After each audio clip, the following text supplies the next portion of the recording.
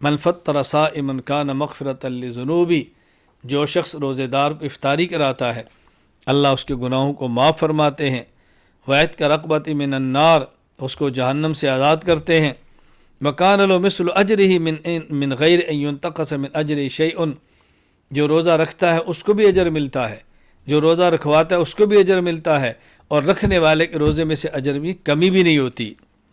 سبحان اللہ۔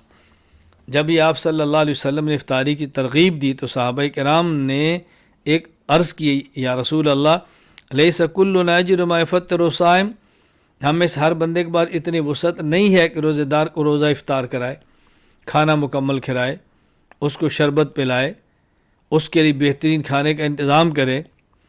تو آپ صلی اللہ علیہ وسلم فرمایا ایعطی اللہ ھذا الثواب من فطر صائما علی تمرۃ او شربۃ ماء او مسقۃ لبن، فرمایا اس کے لیے پیٹ بھر کر کھلانا ضروری نہیں ہے، ایک گھونٹ پانی پلا دو تب بھی اجر اتنا ہے، ایک کھجور کا ٹکڑا دے دو تب بھی اجر اتنا ہے، ایک لسی کا گھونٹ دے دو تب بھی اجر اتنا ہے۔ اللہ اکبر۔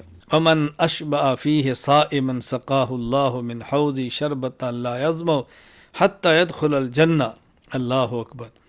پہلے آپ صلی اللہ علیہ وسلم نے ترغیب دی افطاری کی، صحابہ نے پوچھا ہر کسی کے پاس زیادہ مال نہیں ہوتا، آپ نے فرمایا گھونٹ پانی پلا دو، ایک کھجور کا ٹکڑا کھلا دو، ایک کھجور کھلا دو، ایک لسی کا گھونٹ پلا دو۔ اب آپ نے عجیب بات فرمائی، فرمایا من اشبع فیہ صائما، جو روزے دار کو اتنا پلائے کہ روزے دار سیراب ہو جائے، روزے دار کو سیراب کرے، پیٹ بھر جائے، خوب پانی پلائے، اس کو اللہ کیا دیں گے؟ سقاہ اللہ من حوض شربہ، اس شخص کو اللہ تعالیٰ میرے حوض کوثر سے قیامت کے دن ایسا پانی پلائیں گے لا یظمأ حتی یدخل الجنہ، پھر اس آدمی کو جنت میں جانے تک پیاس نہیں لگے گی۔